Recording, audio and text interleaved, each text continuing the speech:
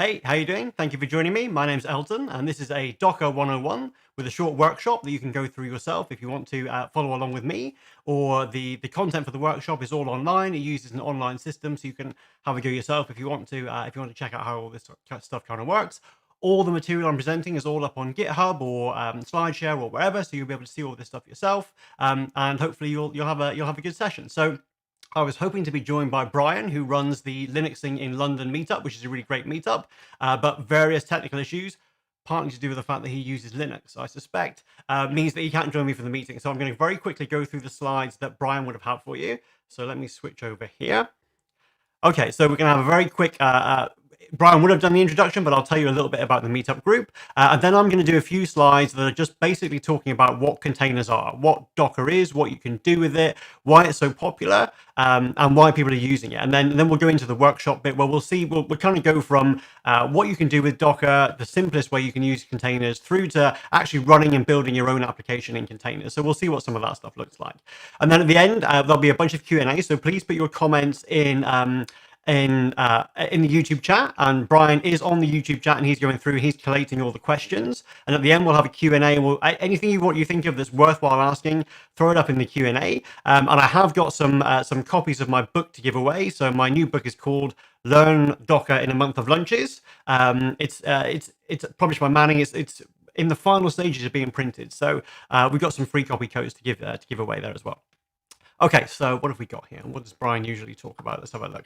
Welcome to Linuxing in London. So Linuxing in London is an in-premise meetup, usually, if you can actually get to London. I've presented there a few times. It's a great group, super friendly. Brian makes a real effort to be welcoming to as many people as possible. So if you are in London, when all this stuff blows over, then it's a great meetup to join and see what they're up to.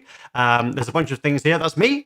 My name's Elton. Actually, at the moment, I look like my picture, which is interesting because usually I've either got long hair and no beard or long hair and a beard, but today I look like what you see there. And a bunch of people who Brian would have pointed out as being sponsors of the meetup group. And if you've ever tried to run a meetup group, sponsors are what makes it all happen. So these are all the big list of things. If you want to tweet as we're going along, please do. So Linuxing in London. If you want to do hashtag Docker, that would be useful too. My Twitter handle is just @Elton Stoneman. So follow me and ping me any questions you've got after the session if you don't get time for the Q&A. I'm not sure what Brian would have said for this slide. I mean, education seems fairly straightforward. There's a picture of the globe. And so the meeting's been going a long time. I've been there a few times. A really nice meetup. So yeah, check it out if you're around. Okay, and there's a bunch more logos for you. Okay, I'm sure Brian would have done a better job than me at that, but I'm now going to switch over to my own slides. So let's go over to my PowerPoint here.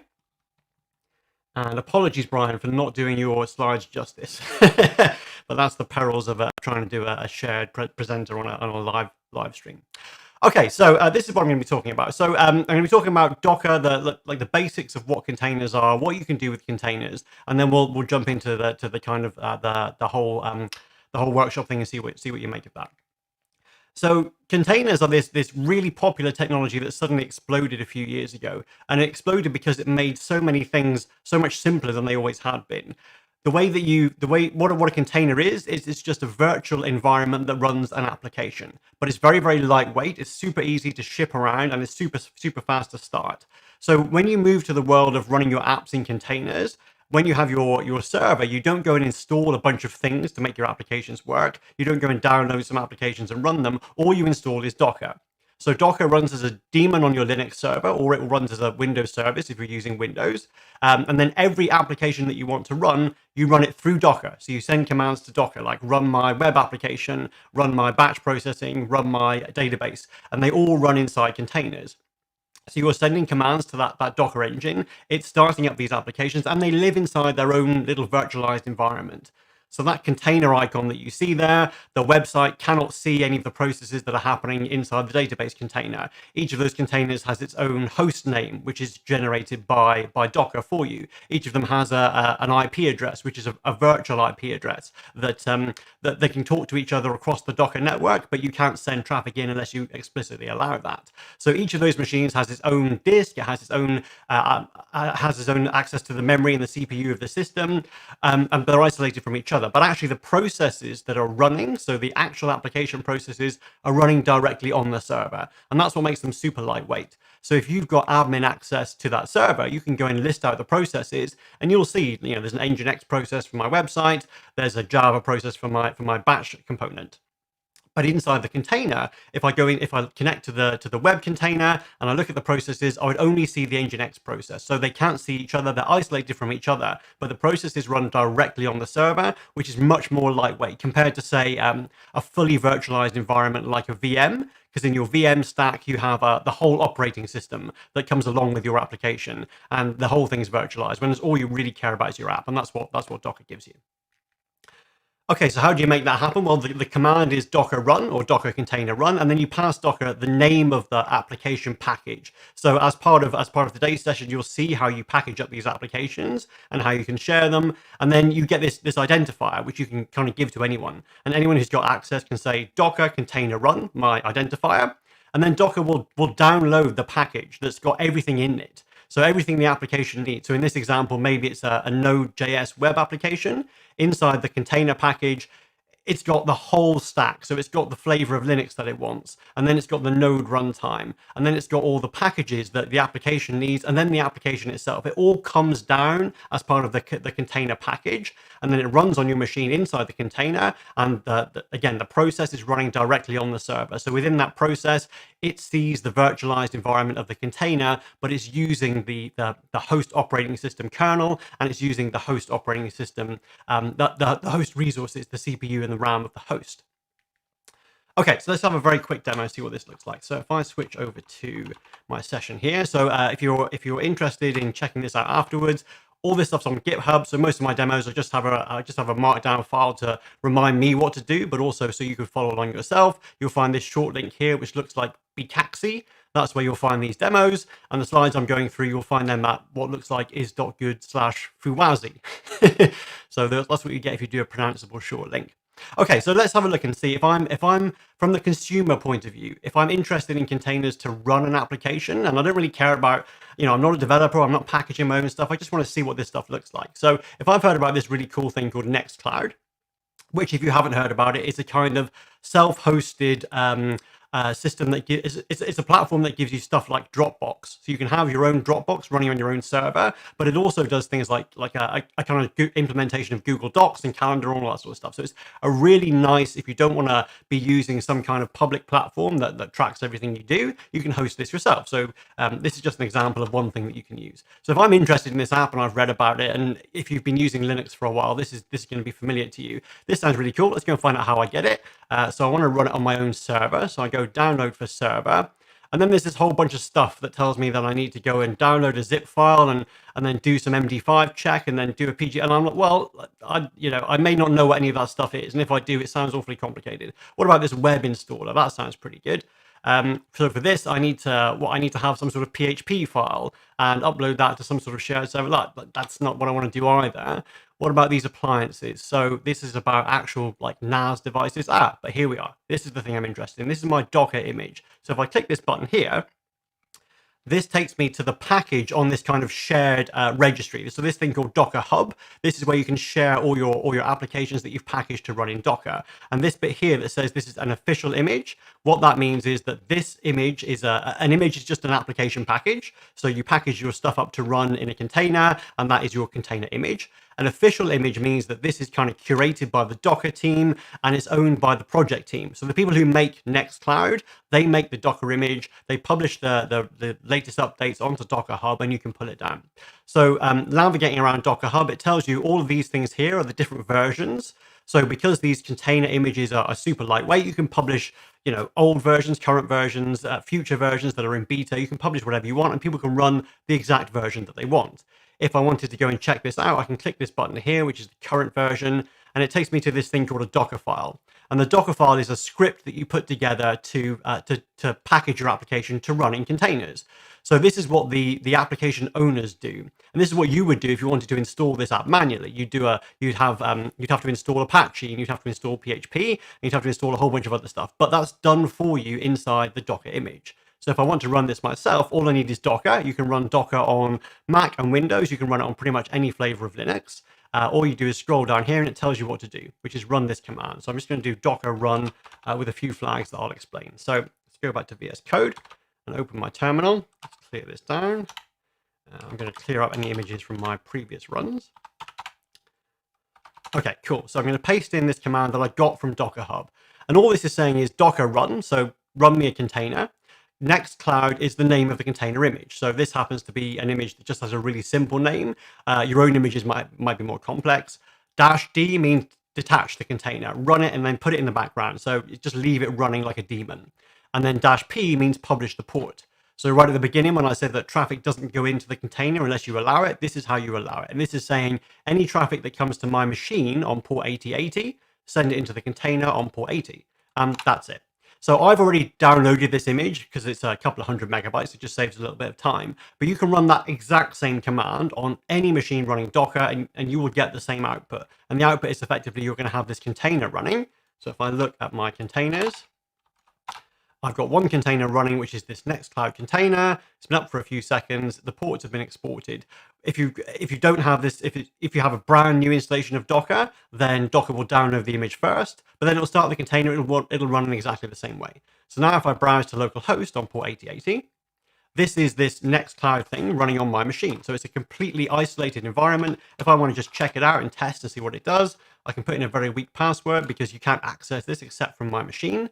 If I click finish setup, this session is not about Nextcloud. It's just a really good example of something that's a fairly complicated piece of software that you can run just by having one dependency on your machine, which is Docker, and then running a single command. So this is Nextcloud. If you haven't seen it, you should definitely check it out. You can host all your files here. You can have a client on your machine that syncs everything just like Dropbox, but it's running on your infrastructure. It's running on your hardware. You get a nice thing like a photo browser and all that sort of stuff. It's what I use myself in my own network. And then when you're ready to use this in a kind of more production-like environment, you can still use that same Docker image. Your Docker command will be a bit more complicated because you're going to want to do things like keep the storage separate from the container. So when the container dies, the storage is still there. Maybe you'll connect some other containers to it, but the principle is the same. Someone has packaged up this application to run in this thing called an image. They've published that on Docker Hub with this image name, and you can take this command and run it on any Docker installation, and you'll have exactly the same output that I've just seen you on my machine. Okay, so let's go back to my slides here and talk about what some of those pieces look like in a bit more detail. So we've seen that idea of packaging up your application, and we saw very briefly what that Docker file looked like. The Docker file for Nextcloud was quite big and complicated, and the Docker file is just a script that says all the things that your application needs. So for a more simple application like the one we'll see in a second, if I need Node installed and npm and a bunch of other stuff, I write all those steps down in my Docker file, which is just kind of like a bash script really. And then I run this Docker image build command. I send the Docker file to my Docker engine. It executes all the steps in the Docker file, and then it produces this Docker image, which is effectively, it's just one very big zip file that has everything your application needs, not just your application and its config files and its dependencies, but also the flavor of the operating system you want and everything else. It all lives inside that image. So here's what a simpler, a little bit simpler Docker file looks like. And what this is doing is basically wrapping up an application that's going to run in Node. So it's a web application. They're all broadly similar. So let's just go over here and do some highlighting. The from command says start from some other Docker image. So the Node.js team, again, they have an official image on Docker Hub that the Node team work on. I'm saying start from that image. So this very first line gives me all the dependencies that my app needs. It's Node, it's based on Debian, it gives me kind of everything that I want there. And then the next stage, I'm saying create me a working directory inside my Docker package, inside my image, and then copy in this JSON file, which is, if you're not used to Node, it's just a way of describing everything my application needs. So that first chunk there that does this npm install command, that's going to download all the external dependencies that my app has. So, if it uses some library to render PDFs, that will be described in the JSON file, and it will get downloaded as part of the npm install. Okay, and then the next few things tell Docker a little bit about how to run the application. So that expose 8080, that's about mapping the port so that Docker knows there is a port available that can be sent, traffic can be sent into. And the command is what to do when the container starts. So when this container runs, it's going to execute npm start, and that's how the application is going to run. And then the last thing is it's going to copy in all the source code, which is from my machine. So when I run this Docker image build command, it will take the source code that's on my machine, send it to Docker, and then Docker will wrap it all up inside my image. So by executing these few lines, and appreciate if you're not familiar with Node or building software at all, this looks complicated, but compared to a full CI process to build your application, this is pretty straightforward. And you can do other things with it as well, with exactly the same format. So the lines here that are in this kind of yellowy green color, they're the Dockerfile commands. There's only about half a dozen of those that you need to learn, and most of the stuff you'll do when you're using Docker is going to be in run commands, which just execute bash scripts anyway. So if you have some complex stuff to do, you can put that in a script and execute that as part of your Docker image. What this one does is it builds up an application database. So it starts from an existing image, which is Microsoft SQL Server. There's a SQL Server version for Linux now. It starts from that image. It sets a bunch of environment variables, including this very insecure way to set the password. There are much better ways to do that, but we're not going to get to them today. And this is just configuring how the application runs. So in this particular application, it accepts configuration settings that can be passed to the container like this, and one of them is that password. And then all I'm doing is I'm copying in some scripts, and then I run that script, which sets up my database structure. So when I run my first Docker file, I'll have a container image with my web application. When I run this second Docker file, I'll have a container image with my database, with the schema already. And then I can run the two containers together, and that is my entire application. Okay, so when I've built that image, so I do that Docker image build command, we'll see all this in action later on. When I do that Docker image build command, the image only exists on the machine where I run it. So I can use it on my machine, but in order to share it, I need to do this Docker image push.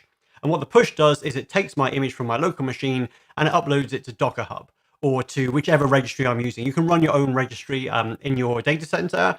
All the clouds have their own private registries you can work with. So by pushing it, you get it up to a place where you can share it. And you can anyone who has access to that image can then do a Docker container run command and run your application from your image. So the workflow used to be called build, ship, and run. So you package your app in an image, you ship it somewhere, and then anyone can run a container from that image. And because the image has everything, including the kind of default configuration settings, wherever you run it on your laptop, in the data center, in the cloud, wherever you run that container, and all the clouds support containers, container runtimes as well, it will always behave in the same way.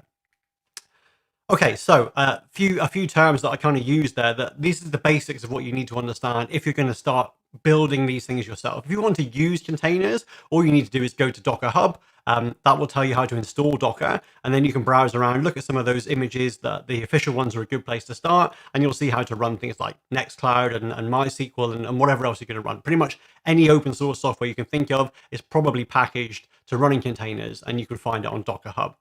If you want to package your own applications, then these are the kind of four things you need to understand. The Docker file, that's the files I was going through. It's really just a deployment script. It's the equivalent of if you ship software and you deploy software in your organization, you would have like a deployment document that says do this, and do this. The Docker file takes that and puts it into a script that can be executed. And that script lives inside source control alongside the rest of your application stack. So anyone who's got access to that can build your application and get the same output. The output of executing the script is this Docker image. And the images we've seen, we use that Nextcloud image. You can put a version number in your images. So you can build lots and lots of versions and keep them all forever if you want to. The place you store them is a registry. So Docker Hub is the main registry, but you can use Azure Container Registry for your own images if you're running on Azure.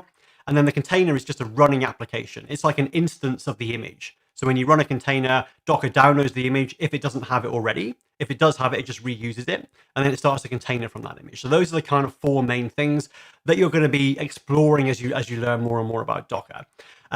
If it's totally new to you, this seems like quite a lot, but actually the more you use it, the more it all clicks and makes sense. It only really gets harder when you start to do more and more complicated stuff in your Docker file because your application needs it.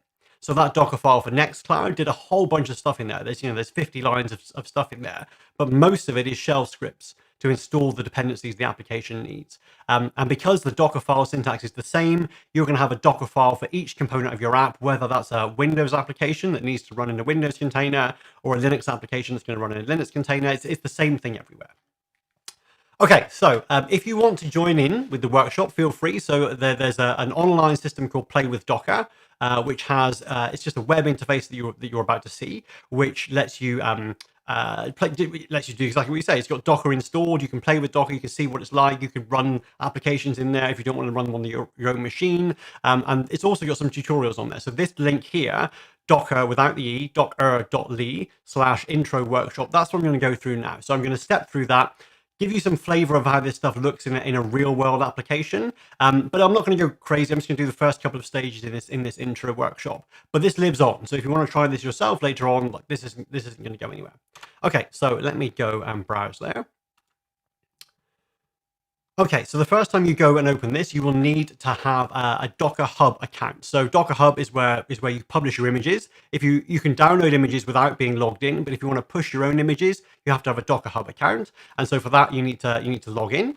So my login has appeared on a different window, which is handy because it's very difficult when you're presenting not to read out your password. I'm going to open my password manager on a screen that you can't see.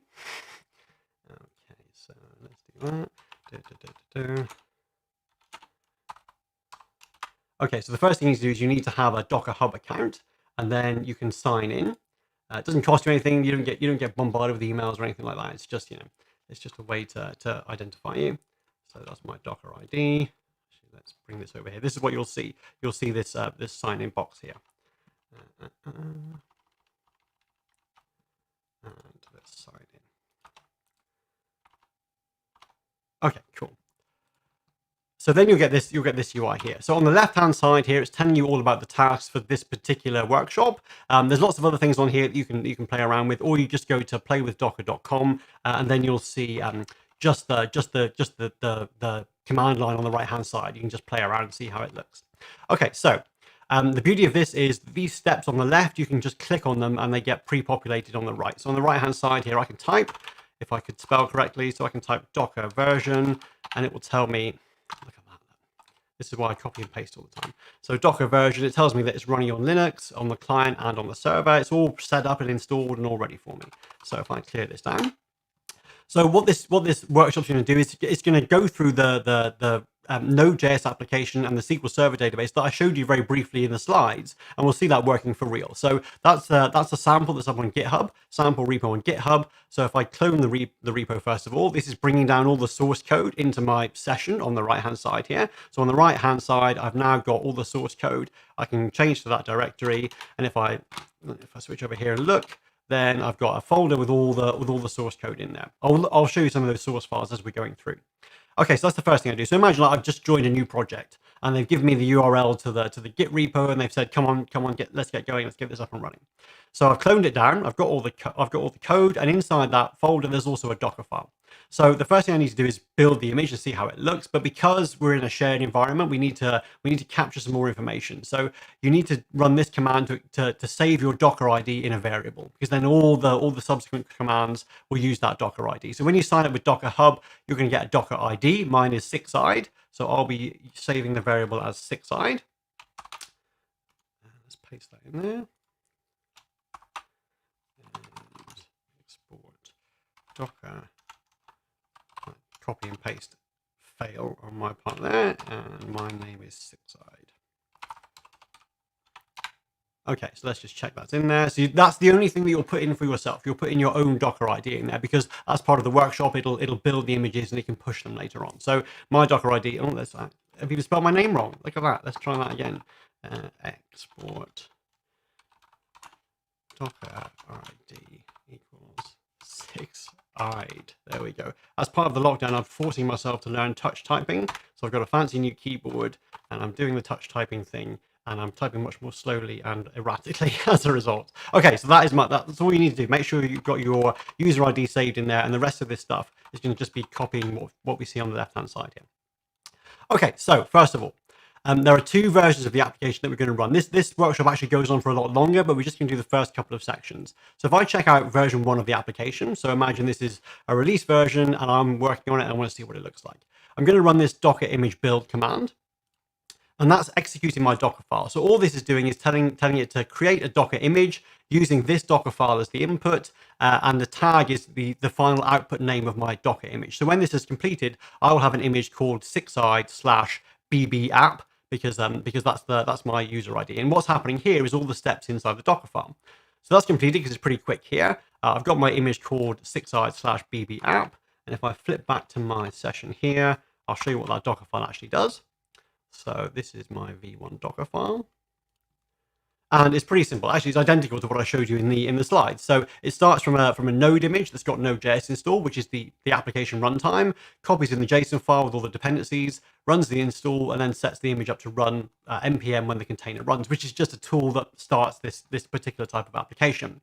And inside here, in the output for my Docker build command, you can see all that stuff. So the node image didn't exist on this machine when it ran, because these are temporary environments each time. So you'll see this pull, which means Docker's downloading that node image, and then it executes all the steps in the Docker file. So it creates a working directory, copies in my JSON file, it runs npm install, which installs all my application dependencies, and then you see the output from this, added 91 packages, blah, blah, blah.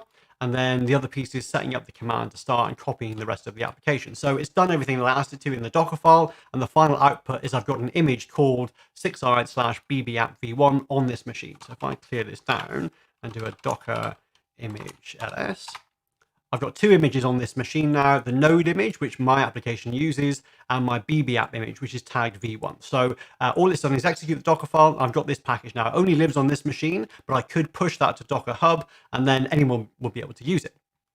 Okay, so to run my app, I'm going to do Docker container run. And it's pretty much the same command that I used for when I was running Nextcloud on my machine. I'm doing Docker container run, detach to put it in the background, publish to publish the port, and then the Docker ID is just the variable that contains my username. So this is up and running now. So just like before, I can do a Docker container list. And again, I will try and spell correctly, container ls. And I've got one container running. Those are the ports. I could run these exact same set of commands on my machine, and I'd have the same output. So because I'm in this shared environment, I've got a link here that will take me to my running container. And this is sending the traffic into the container, which is running in some VM in AWS somewhere. And this is my application. It's just a really basic Node.js application. All the data in there is pretty old, as you can see. It's kind of functional, so I can go and delete some of these things in here. I can delete some of the ones that I've already passed. I can add a new one for the Kubernetes session we are doing next week. So I can put that in there as being on the 7th. I can submit that. It gets created in here. So it's really simple. You can look at the source code. It's not great, this version 1 application, because all this information is stored in memory in the web browser. So if I refresh this, all my updates are gone, and I've gone back to the default set of events that are stored as part of the container image. So v1, like, if I'm just up and running with a quick prototype, I've got this up and running. The next stage is I need to add something to store my data. And the way that works in a Docker world is you have a different container for every part of your application. So rather than have like one big container that's got your web app and your database and an API component and some batch component, you don't have that. You have different containers for each thing.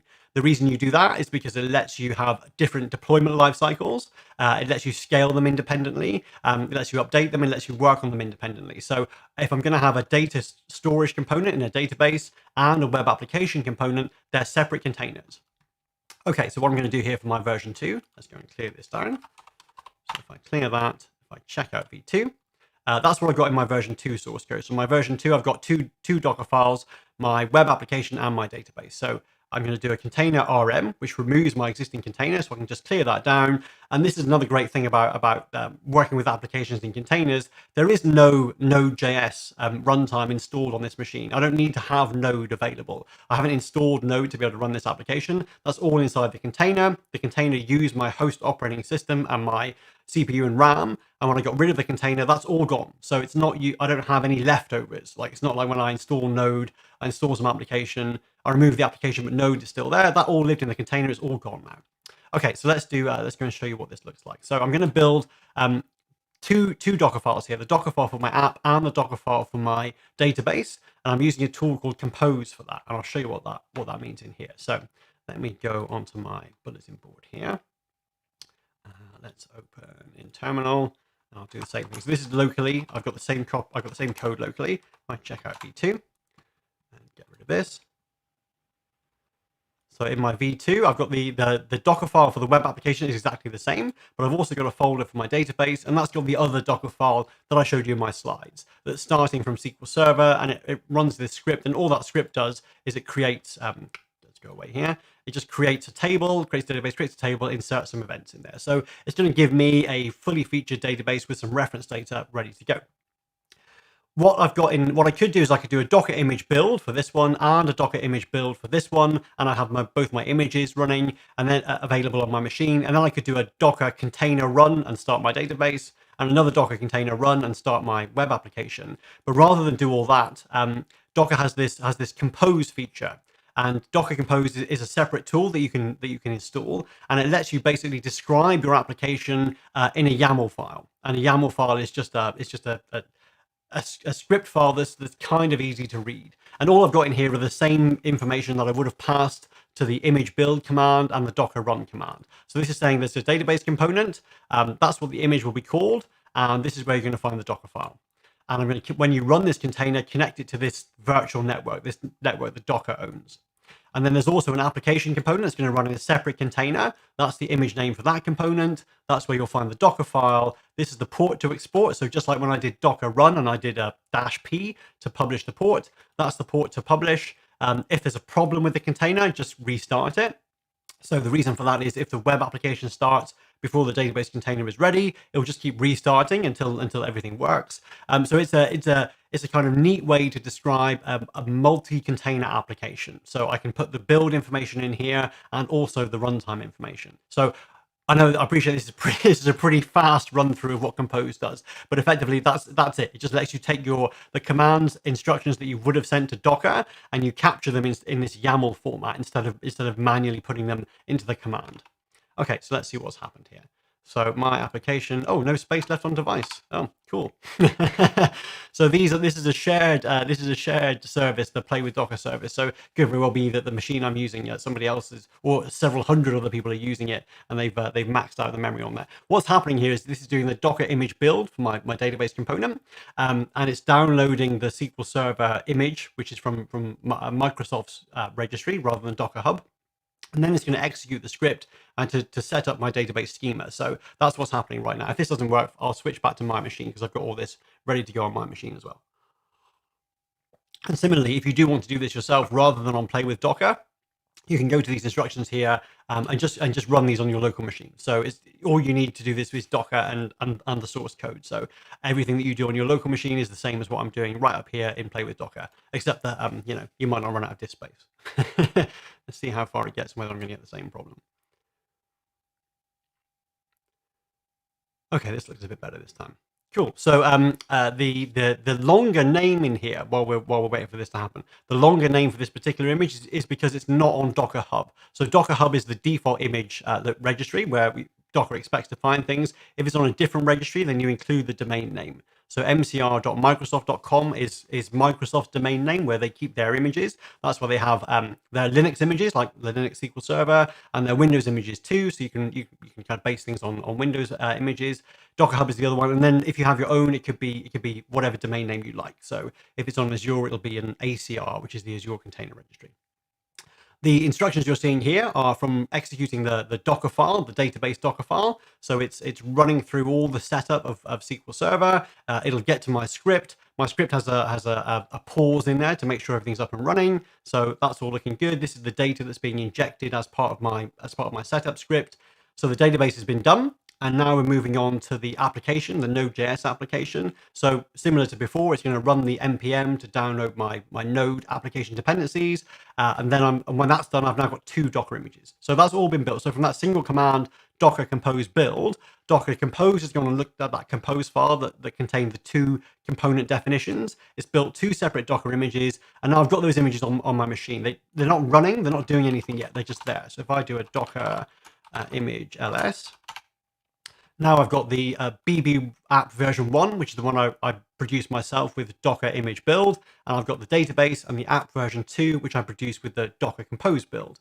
I've got the SQL Server image there, which is part of the build for my database container image, and everything's ready to go now. So, and again, I could do a Docker run for my database and then another Docker run command for my application, but because I've already got all that specified in my Compose, I can just do Docker Compose up, which is the equivalent of starting my containers. And then Docker Compose will start a container for each of my applications. So Compose is just an easier way to model an application that runs across, is distributed across multiple components. But all it's really doing is running containers. So if I do a container ls now, then I can see I've got my database container, my application container, everything's kind of up and running. It's all looking good. The great thing about working with images, with containers for your applications, is that it gives you this consistent way to work with them, no matter what's happening inside that container. So this database container is running some sort of C++ application that's however many years old. But if I do a Docker container logs, and EE7 is part of the name, then it shows me the logs that are coming out from that container image. From the container that's running. So those are the SQL Server logs. If I do the same thing, but look at the logs for 182, then I'm going to see my Node.js application logs. So they have the same API now. I work with them in the same way. I can use Docker container top, and it will tell me what's running inside my applications. Doesn't matter whether it's a Windows container, a Linux container, Java, Go, whatever. I can work with them all in the same way. So it just gives this level of consistency across all your applications, which is really nice to work with.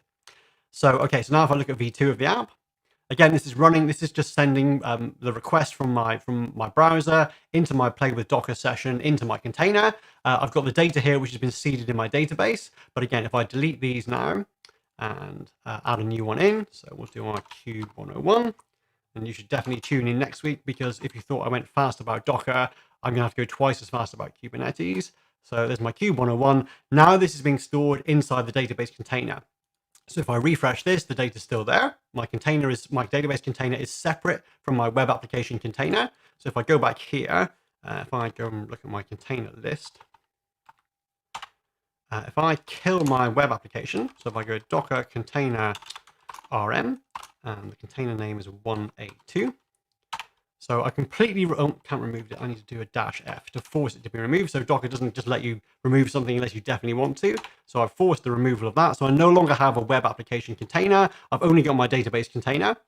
If I do a Docker Compose up command again, which I've got over here, Docker Compose will see that my web application that I said I needed inside my YAML file isn't running anymore, and it creates a replacement. But the replacement will use the same database application. So if I now go and check version 2, this is a completely new container, but it's using the same database. So my data that I've added and updated is still there. So very nice way to split up your applications, to make things super simple to be up and running with. If I was a new developer on this team, within 20 minutes, I'm up and running. I've got all this stuff here. I've got the source code. If I want to make a change to the application or the database schema, I make that change in my local source code. I do a Docker Compose build, Docker Compose up, and everything is up and running again. Okay, so that was your whistle-stop tour. The rest of this session, the rest of this workshop does go on to look at some other details, but actually I'm not going to do that, because what I'm going to do now is I'm going to stop with the Docker stuff, and then next week I'm going to take this application and show you what it looks like in Kubernetes.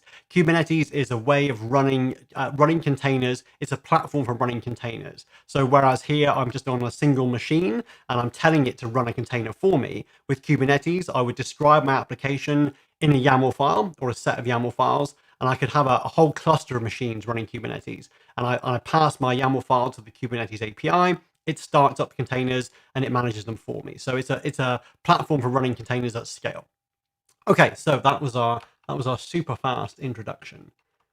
Okay, cool. So now let me see what we've got in our Q&A. So I'm going to switch back to my link here so that you know where you'll find the workshop if you want to. I'll just see if I've got any contact with Brian. Machine gone funny, so that's that. Okay, so in that case, let's have a look at our Q&A. What have we got for me, Brian? So, okay, cool. So we've got a couple of raffle prizes, which are copies of my book. Brian's done a great job going through all the chat. Thank you for that very much, Brian. He's picked the questions which are hopefully going to be the easiest for me to answer. So what we've got here is, does Docker build dot do the same thing as Docker image build? Yes, absolutely. So there are a whole bunch of commands. So when Docker first started, let me go back to my command line here and open up my terminal. When Docker first started, there were only a few things you could do. So there was Docker build, because there were only images and there were only containers. So where am I? Let's have a look here. So pwd, I'm inside here. So if I go into my bulletin board application here, if I do, that's Docker build, I can call it whatever I want if I build it locally. So I can call it app. And dot is just telling Docker to look in my current thing. So Docker build does literally exactly the same thing as Docker image build. In the early days, there were only images in containers. So you used to use Docker build and you would use Docker run to run your container. Now you can do Docker image build or Docker container run, because there are more types of object. And it's the command line has gone to noun and then verb. So like Docker image, Docker container, Docker context, Docker config. These are different objects that Docker can manage. So you say Docker container this, Docker image that. So they're effectively aliases of the same command, but using the modern ones, the container and the image nouns, makes it a bit clearer what you're doing. So that's why I tend to do that when I'm kind of walking through this stuff. Where are the scripts running from? So if you go to, let's go back to this here, in my session here, you will find all this stuff is up on GitHub, so you can run the scripts locally you'll find all the source code is up on GitHub. The scripts that I'm using inside my Play with Docker environment, this is just a training environment. So you can browse to this playwithdocker.com. It's on all the time. It's free to use. You can just play around with Docker. You can run these tutorials if you want to do the tutorials, or just go to playwithdocker.com. These are executing inside a sandboxed environment in the cloud. I think it's AWS. It might be Azure now. I'm not sure. So when you start this session, you get your own session. This happens within that, and when you leave, everything gets wiped out. So it's just a temporary thing. I'm not saying you should put all your passwords in there, but it is temporary. Gets cleared down. Is it possible to specify which repository you would like to use when downloading images? Yes, absolutely. That's all part of the image name. So the image name has enough information for Docker to go and fetch it. So this example here, Nextcloud, that's an official image. It only has one part to the name, which is Nextcloud, because it's on Docker Hub, and that's all the information that Docker needs to get it. If I was to run one of my own containers in here, so let's do Docker container run, let's do 6side. So my account is 6side. So if I do 6side/pi, this is going to go and pull it should have pulled an image that I had called pi. That's telling Docker it's Docker Hub, because there's no domain name in there. The username is 6side and the image name is pi. So I could do, if it was on a private registry in Azure, then it would be like my registry .acr.io/6side/pi. So, and then I could put in, after the colon, I can put my versioning, whatever version scheme I want. So it could be version 1, or it could be 1.101-beta, whatever I want to put in there. So they're all valid image tags, right the way from just having just a single name for an official image, to having a 2-part name for an image that lives in somebody's repository, some owner, whether it's a team or a person, to having a fully fledged 4-part name with the registry where it lives, then the owner, then the image repository name, and then the tag. So they're all valid. You just put in as much detail as you need to. Would it be good practice storing deploy keys in a private Docker registry? No. So as you've seen in the Docker file, you can copy your files in there. Let's switch back here and have a look at one. You can put whatever you like in your Docker file. So inside your Docker file, I've copied this package.json. I've copied in all my source code, and now I've got that inside my application image. The trouble is, if I share that somewhere, somebody can download the image and get the files out again. So you don't put anything sensitive inside here. You don't put anything secret inside here. If you need to present secret information, like whether that's part of your deployment or whether you're part of your runtime, that you need some sort of an API key or whatever, you don't put that inside your image. You just need to assume that your image gets taken at some point. Don't assume that your image registry is safe because it's got a password to get the image, because you need to have defense in depth. And Docker really helps you kind of do that, because the way you package your image, like we did with this one here, where's my database Docker file here? The way you package your image is that the application inside the image expects to get configuration details from the environment. So in this case, I'm doing this in a really insecure way. So this is exactly what I'm telling you not to do. So inside my image is not a file, but it is a password that's stored in my container image. Anyone can pull that down, run a container from the image, print out the environment variables, and see the password. So that's what you absolutely don't do unless you've only got half an hour to show people how to use Docker. What you would do is inside your application, when the application starts, it either looks in the environment variables or it looks inside a specific file path to get any sensitive information. And when you run your container, you pass it that information. So the container image doesn't have that data. It just knows to go and look for it. And when you run your container either through Docker or through Kubernetes, you can give it those. They both have mechanisms to store secrets in the platform and present them to the container. So when the container starts, it can, in the path /run/secret/API key, there I will find my API key, but it's not part of the image. It's been passed into the container when the container was started by Kubernetes, which is storing it securely somewhere else. So that's how you deal with that sort of stuff. Is it possible to specify a particular version of an image that should be downloaded? Absolutely. That's what this bit does here. After the colon is what's called the tag, which is usually used as a version scheme. So in this case, the application is Microsoft SQL Server. The registry where it lives is Microsoft's registry, and the version I'm using is 2017-latest. If I go and look at Docker Hub here, this is the Nextcloud image. These are all the tags that they currently support. So you'll see the latest tag is usually the production one. So when I run Nextcloud without a colon, without any tag, I'm going to get the latest image, which is actually an alias for all of these others. So 18.0.4 is an alias for latest as well.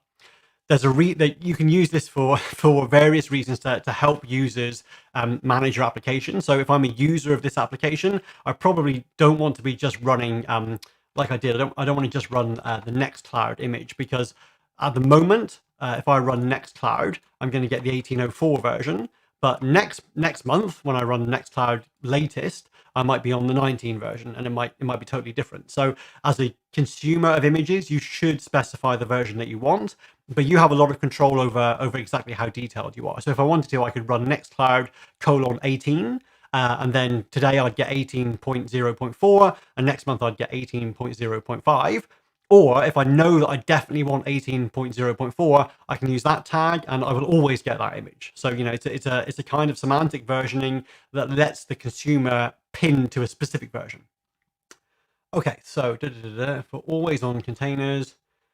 Okay, so this is from Jamie. So for containers which always need to be running, do you prefer to use the restart flag or set up a container to run as a service, e.g. with systemd or Windows services? So no to services, because that's definitely not what you want to be doing.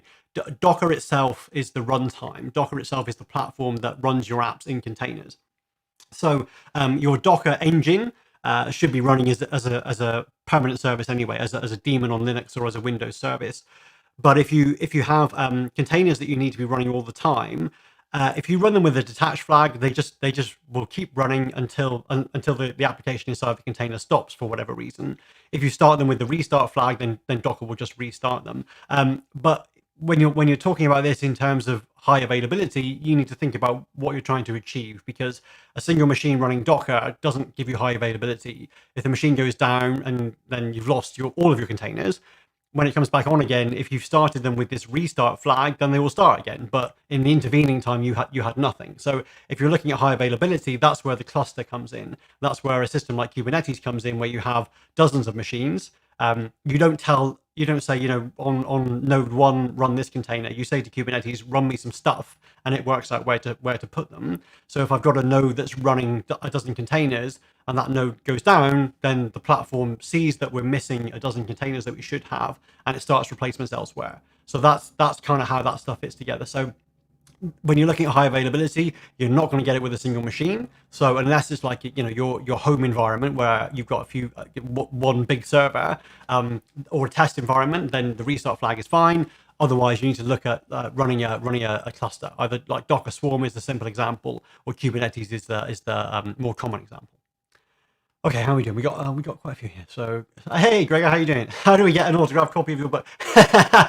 So it's not out in paper copy yet. So learn Docker in a month of lunches. I should let's go and fire this up so you can see. So if you're interested in following what I'm doing, this is my blog with the incredibly unhelpful URL blog.sixeye.com. Where's my new book? Here we are. Learn Docker in a Month of Lunches. It's not quite out yet, so I finished the writing. It is, you can buy the digital copy. So there are 22. Oh, look at that. Oh, blush. Oh, I'm blushing. There are 22 chapters. You can get them now. It's in the final stages now. So everything's been typeset. So if you kind of write a proper book, then there's this whole process after you finish writing it. So I finished the last words in January, but it's all been typeset. So when it finally comes out, Greg, get in touch with me and I'll try and get you a copy. Okay, so great question from Gabriel here. Why should I use different Docker container for the database and the app? Because they are different things, right? So your application is, if you have a distributed application that is effectively different components, then they should be physically different components. So historically, you may have crammed all those things together onto one virtual machine for efficiency reasons, to only have one virtual machine that you have to pay for. But that's not what you want to do when it comes to containers, because they have different life cycles. So my web application, maybe I'm doing a weekly update of that. My API is a bit more stable, so I'm doing a monthly update of that. My database, the schema only changes once every 6 months. If they were all in one container, then I'm updating them all every week. Whereas if I split them out, then I can update them all when I need to. I can scale them independently. I can attach them to storage independently. So my database container may very well need to be attached to some sort of distributed storage across the whole cluster. My API and my web application don't need that. They're stateless. So by splitting them out, I can manage them differently. I can develop them differently. I can use different technologies for every single one. That's, each one is as lean as it needs to be.